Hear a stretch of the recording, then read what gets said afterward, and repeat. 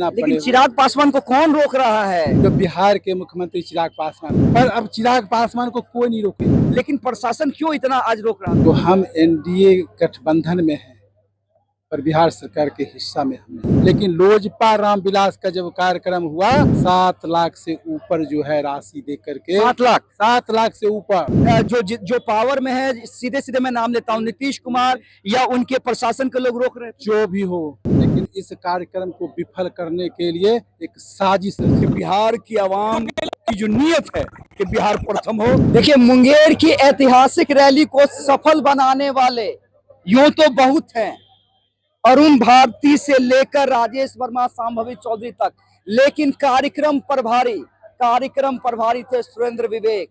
और क्या खूब रैली हुई है, क्या खूब समा बंधा है।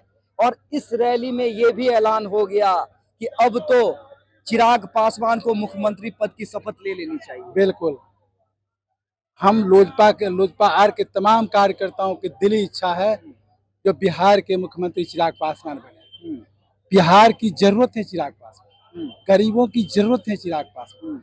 विकसित बिहार का जो लोजपा के कार्यकर्ताओं ने सपना देखा है, चिराग पासवान जी के मुख्यमंत्री के बने बिना बने। लेकिन चिराग पासवान को कौन रोक रहा है? कौन रोक रहा है? खुद चिराग जी कह रहे हैं मुझे रोकने की कोशिश कर रही है, मुझसे लोग जल रहे हैं। नहीं, राजनीतिक प्रतिबद्धता के कारण ऐसी होती है, पर अब चिराग पासवान को कोई नहीं रोकेगा।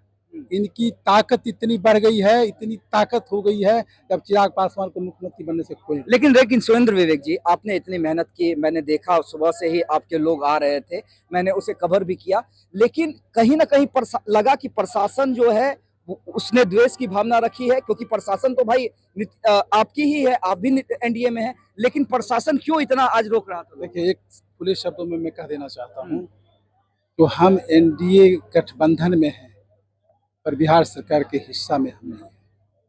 जिसका भुक्तभोगी हम हो रहे। मैंने मंच से कहा था, इस मैदान को आज पहले जितने भी राजनीतिक दल थे, केवल 1,25,000 मैक्सिमम लोगों ने दे करके पूरे मैदान को आवंटित कराया, आरक्षित कराया।